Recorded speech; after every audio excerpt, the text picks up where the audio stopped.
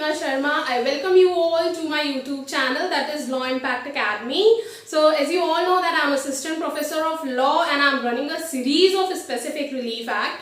So today we are here to discuss section 18 of the Specific Relief Act. But prior to starting this video, as you all know that MP Civil Judge notification is out, although the date is not declared yet, but still we have to focus on our preparation more effectively. So let's start with this video, and I will try to end the Specific Relief Act as soon as possible so that we can start with the another minor act. So let's start with section 18. Section 18 basically talks about the non-enforcement except with variation.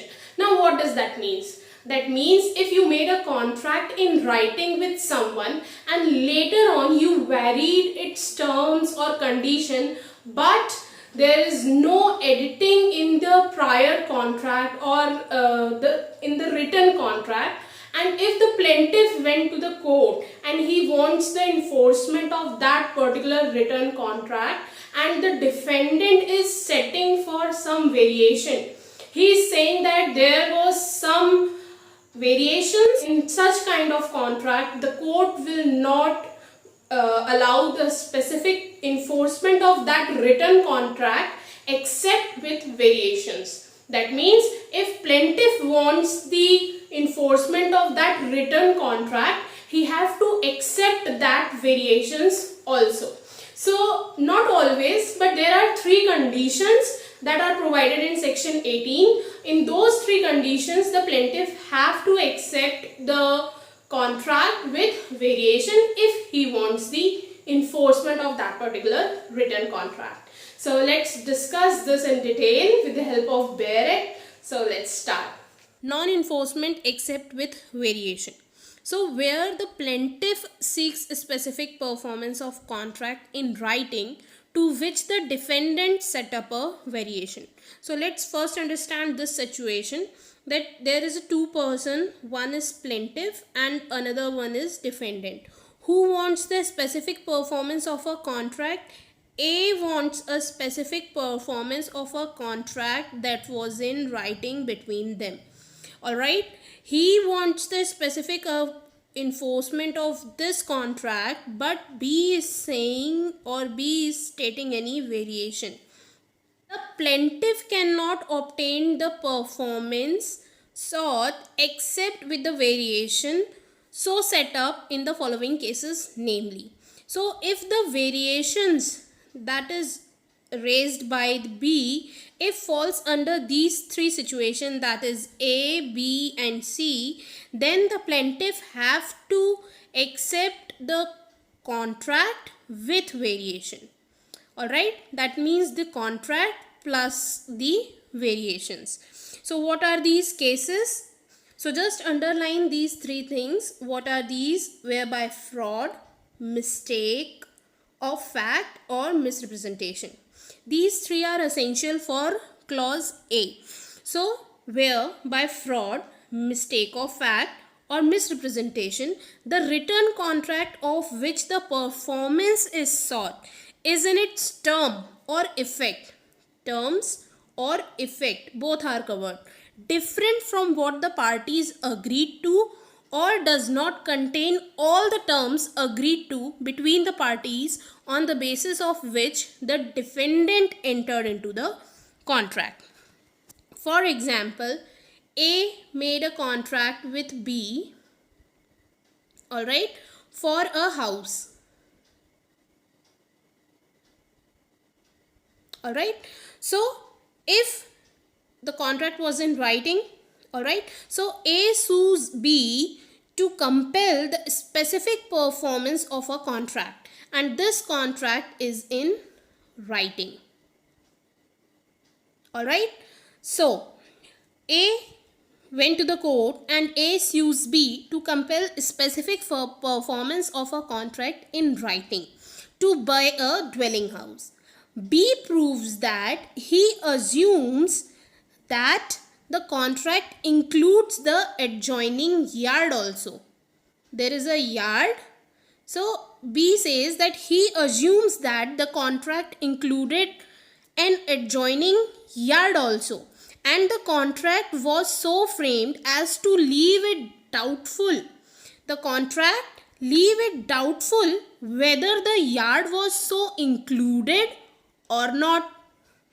So the court will refuse to enforce the contract except with the variations so set up by B. That means if A wants the specific performance of this contract, he have to accept the variation stated by B. That means the contract in itself plus the variation that B is stating. So in this condition, court will allow the specific performance of this written contract. Okay, so now moving towards the next clause. Okay, so the next clause says where the object of the parties was to produce a certain legal result which the contract as framed is not calculated to produce. So just underline this legal result word. Alright, A and B made a contract for certain legal result, and for example, A write down that contract in writing, but the terms and the conditions of this contract is not leading to a particular legal result. So here such kind of contract cannot be specifically enforced except with the variation. That means if A wants the specific performance of such contract, he have to accept it with the variations that have been stated by B. Alright. Now moving towards clause C. Clause C says where the parties have subsequently to the contract or subsequently to the execution of contract varied its term. Now let's understand this also with the help of example. If A and B made a contract and A made certain terms in the contract, alright, and they write down the terms and condition, but later on after the execution of this particular contract, they varied the terms and condition of that particular contract. So here there is no liability of B to agree on this particular contract. B can held before the court that the terms and condition of that particular contract is varied later on and we are agreed to a new contract. Alright, so these are the three conditions where the plaintiff have to accept the contract with variation if he wants the enforcement of that particular contract. So this is clear. D, non-enforcement except with variation. And B made any contract and later on they varied its term.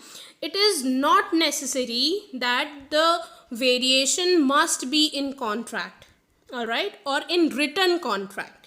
It can be oral.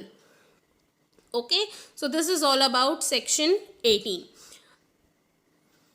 So there is a case of K. Narendra versus Rivera Apartment Private Limited, 1999 Supreme Court. So in this case, Supreme Court discussed the validity of section 18 and it was clearly mentioned that when the defendant set up a variation, then the plaintiff may have the contract specifically performed subject to the variation so set up only in case of fraud, mistake of fact or misrepresentation, the first condition, or where the contract has failed to produce a certain legal result which the contract was intended to do, or the third condition where the parties have subsequently to the execution of the contract varied its term. So these are the three situations that is mentioned under section 18. So hope section is clear to all of you, and if you really find it useful, please do subscribe my channel, like my video and share it with your friends so that they will also get the benefit out of it. And thank you for watching Law Impact Academy.